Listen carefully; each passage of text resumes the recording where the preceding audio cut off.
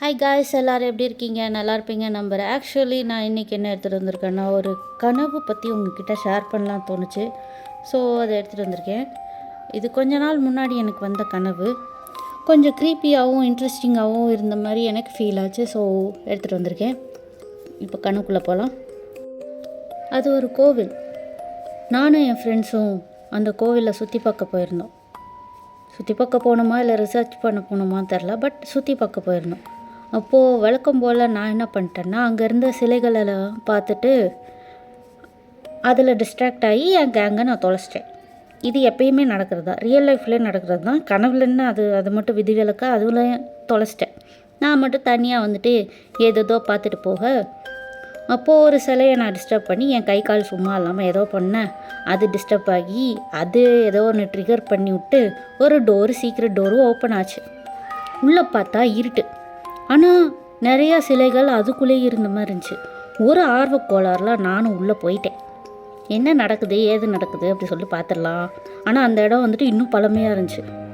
So உள்ளே போய் பார்த்தா இந்த சிலைகளை காட்டிலும் என்ன இன்னொரு சிலை வந்துட்டு அப்படியே ஈர்த்துச்சு. அது ஒரு பொண்ணோட சிலை. ஆனால் அது நிஜமாகவே ஒரு செகண்ட் அது உண்மையிலே ஒரு பொண்ணுன்னு நான் ஃபஸ்ட்டு நினச்சிட்டேன். அதுக்கப்புறம் தான் பக்கத்தில் போய் பார்த்தா தெரியுது அது ஒரு சிலை ப்ரோ. பட் அவளை பார்க்க அவ்வளோ அழகாக இருந்துச்சு. உண்மையிலே ஒரு பொண்ணு, நிஜமான ஒரு பொண்ணு. ஏதோ சாபம் வாங்கி இந்த மாதிரி சிலையான மாதிரி இருந்துச்சு. ஆனாலும் அவளோட அழகு வேற லெவல். பட் அவளோட ஸ்மைல் அது ஏதோ எனக்கு க்ரீப்பி அந்த மாதிரி ஃபீல் கொடுத்துச்சு. இவள் உண்மையிலே வந்துட்டு சிலைதானா அப்படின்ற ஒரு டவுட்டில் இப்படி பொறுமையாக அவளை டச் பண்ணா திடீர்னு கிராக் விட ஆரம்பிச்சிட்டா. கிராக் விட்டது மட்டும் இல்லாமல் அவளோட இதில் இருந்து அந்த செதிலாக விழ ஆரம்பிச்சிச்சு.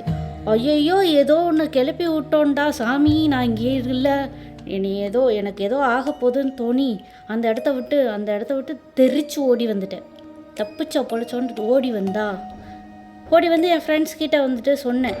இந்த மாதிரி நான் வந்துட்டு ஏதோ ஒரு டீமனை எழுப்பி விட்டேன், அது யக்ஷினியா இல்லை வேறு எதுவுமா தெரில அப்படி இப்படின்னு நான் புலம்பிகிட்டு இருக்கேன். திடீர்னு பார்த்தா அவள் முன்னாடியே அகெயின் வந்து நின்னேன்.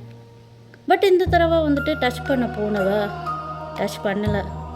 ஒரு சர்டன் டிஸ்டன்ஸில் என் கையை அப்படியே நிப்பாட்டி வச்சுருந்துருக்கேன். ஆனால் உண்மையிலே நான் டச் பண்ணனான்னு தெரியல. அது ஏதோ விஷன் மாதிரி இல்லை. நான் சத்தியமாக ஓடினேன், அந்த இடத்த விட்டு ஓடினேன், அந்த கிராக்கெல்லாம் பார்த்தேன். அது உண்மையிலே விஷன் மாதிரி தெரியல.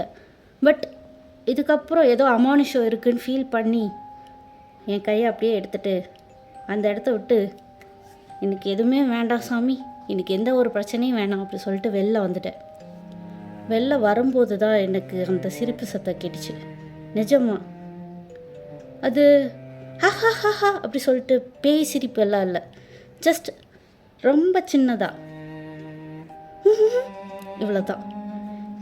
இந்த சிரிப்பு என்னால் வந்துட்டு அந்த இடத்துல வந்துட்டு விஷுவலைஸ் பண்ண முடிஞ்சிச்சு. அவளோட சிலையில் அவள் லைட்டாக சிரிக்கவும் அந்த கிராக் விழுந்தது எல்லாம் சேர்த்து என்னால் விஷுவலைஸ் பண்ண முடிஞ்சிச்சு. அதுக்கப்புறம் என்ன ஆச்சுன்னு தெரியல, நான் முழிச்சிட்டேன். எஸ், இதை தான் ஒரு கனவு. ஆனால் உண்மையிலே நான் என் ஃப்ரெண்ட்ஸ் கிட்டே போயிட்டு அதெல்லாம் சொன்னேன்னா, இல்லை நான் உண்மையிலே அந்த யக்ஷினியை வந்துட்டு எழுப்பி விட்டேன்னா அது அந்த கடவுளுக்கு தான் வெளிச்சம். ஓகே, இதுதான் அந்த கனவு. See you then. Bye bye.